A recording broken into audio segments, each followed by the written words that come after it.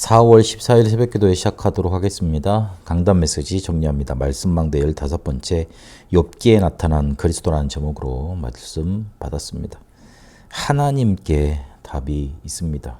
그래서 우리에게 있는 고통, 슬픔 그대로 가지고 하나님께 나오라는 겁니다. 제안하거나 비난하지 말고 하나님께 답이 있으니 있는 그대로 지금 내가 아프든 힘들든 어렵든 그거 가지고 하나님께 오라는 겁니다.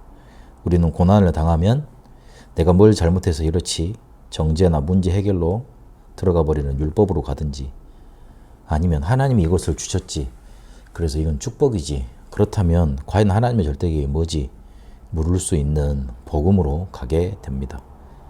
이게 우리가 가고 싶다고 우리가 가지는 게 아니라 조절할 수 있는 게 아니고 우리가 가지고 있는 것 율법을 가지고 있느냐 아니면 복음을 가지고 있느냐에 따라서 이게 달라집니다. 그래서 고난을 당했을 때 내 탓도 해야 되고 남 탓도 해야 되고 환경 분석도 해야 됩니다만은 내가 이거를 어떻게 해석을 하고 받아들이느냐 가 있는 생각이 어떤 것이냐 그걸 확인하는 게 제일 중요합니다. 만약 율법 가지고 있으면 재앙을 피할 길이 없습니다. 복음 가지고 있어야 실제로 이 고난의 문제 해결이 됩니다. 원인 분석하고 이유를 율법을 가지고 있으면 계속 찾게 됩니다. 그래서 순서 바꿔야 됩니다. 하나님의 절대 주권 속에서 주어진 일이니까 원망, 낙심도 되지만 그 속에 하나님은 더 강하게 붙드시고 사단은 기회라고 더 나를 공격할 것이기 때문에 하나님이 나한테 걸어가야 될 길을 알리신다는 것 붙잡고 발판 붙잡고 사명의 길로 인도받아야 됩니다. 이거 하려면 그래서 힘이 있어야 됩니다. 말씀으로, 기도로, 그리고 증거 붙잡는 힘이 있어야 됩니다.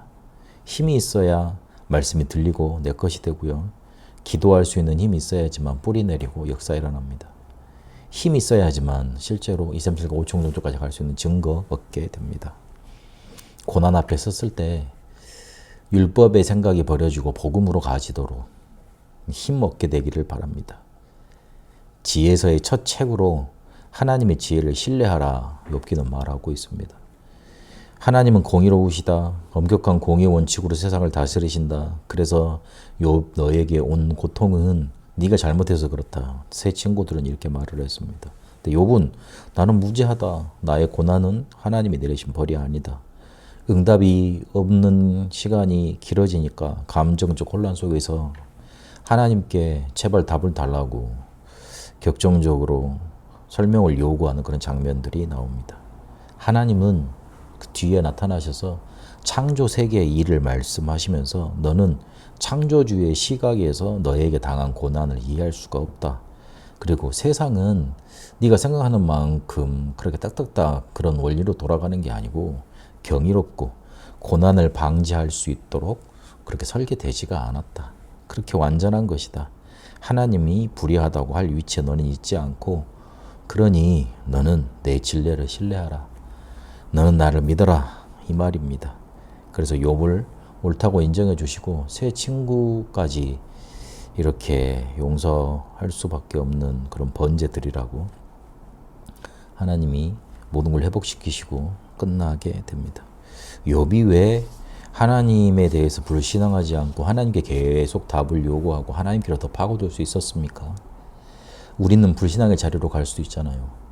그런데 왜 욥은 한마디도 불신앙하지 않고 하나님은 또 왜 그를 옳다고 하셨습니까? 그리스도를 붙잡고 있었기 때문에 그렇습니다. 언약 붙잡은 그의 믿음이 그를 불신앙으로 가지 않도록 막은 겁니다.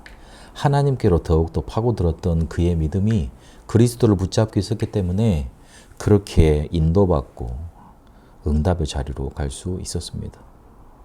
욥기에는 중보자 되신 그리스도가 나타나 있고 이 중보자 되신 그리스도를 소망한 욥의 믿음이 나타나 있습니다. 새 친구들은 정죄만 했습니다. 율법, 철학, 종교 가지고 계속 정죄만 했습니다. 그런 것들이 욥의 상황과 맞지 않는 그런 답들이었습니다. 이 고난의 이유를 찾으려고 그러니까 새 친구들은 하나님을 단순화시켰고요. 율법, 종교, 철학으로요. 그리고 욥은 하나님을 비난하는 지경에까지 이르게 됐습니다. 욥은 이 상황을 어떻게든 해결해 보려고 그리스도에 대한 소망을 드러냅니다.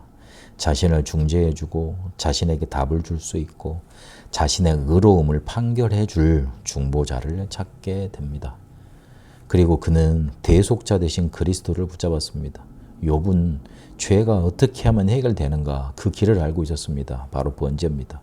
그 대속자가 오셔서 하나님과 인간관계를 회복하시고 하나님의 공의를 만족하시고 죄의 종된 인간을 위해 보혈로 인간의 죄값 치러주실 구속의 사역을 하실 거라는 걸 알고 있었습니다. 그래서 병으로 완전히 고통받고 있는 몸이지만 새롭게 부활할 것을 소망했고요.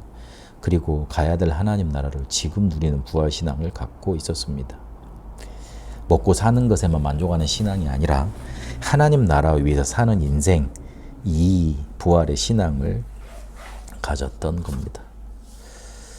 그래서 이 믿음 하나로 고백 하나로 사단을 무릎 꿇리는 응답받게 되시길 바랍니다. 욥기 1장에 보면 사단이 두루 다녔다가 하나님께로 오는 장면이 나옵니다. 욥에게 고난을 가져다 준 직접적인 원인은 사단이었습니다. 이 사단은 우리 안에 망대를 만들어 놓고 그 길을 공격의 루트로 삼습니다. 계속 공격을 해옵니다.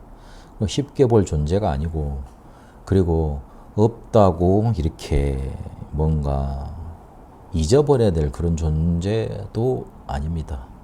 그러나 무서워하지 말게 그리스도 정말 우리가 붙잡고 있으면 우리의 믿음 고백 하나로 무너집니다. 신명기 28장 7절에 있는 것처럼 한 길로 공격을 해옵니다. 분명히 사단의 망대에 있기 때문에 그렇게 옵니다. 그러나 7길로 도망하게 될 거라 그랬습니다. 욥이 항상 가지고 있던 두려움, 그게 사단의 망대가 되어버렸고 공격의 길이 되어버렸습니다. 요한일서 4장 8절에 보니까 두려움은 형벌이 따른다 그랬습니다. 그래서 이거를 무너뜨려야 됩니다. 그러려면 힘이 있어야 됩니다. 그래서 불신앙의 자리에 가지 않아야 우리의 믿음 고백 하나에 이 흑암 사단 세력이 무너지고 무너뜨리게 되는 겁니다. 보호자와 그 능력, 그리스도께서 약속하신 하나님의 나라, 하나님 나라의 일을 7망대 여정 이종표로 주셨습니다. 그래서 이거를 보호자의 절대망대로 세워야 됩니다. 그 속에서 나오는 힘이면 믿음 고백하게 돼 있고 그 고백 하나에 사단 무릎 꿇리게 되어 있습니다. 욥이 그리스도를 붙잡고 불신앙하지 않고 불신앙의 자리로 가지 않고 사단을 무릎 꿇리는 응답을 받았던 것처럼 보호자의 절대망대가 말씀 듣는 모든 분들에게 임하게 되시길 바랍니다. 살아계신 하나님 감사합니다. 우리는 답을 가질 수 없고 하나님께 답이 있음을 고백합니다. 그리스도를 믿는 바른 믿음에서 나오는 그 힘으로 불신앙의 자리로 가지 않고 하나님께 답을 얻는 응답의 자리로 가게 하옵소서. 우리가 복음을 바로 붙잡고 그리스도를 바로 붙잡고 사단의 망대를 무너뜨리며 실제로 사단을 무릎 꿇리는 믿음의 고백, 응답 누리게 하옵소서. 살아계신 우리 주 예수 그리스도 이름으로 기도합니다. 아멘. 개인 기도로 인도받도록 하겠습니다.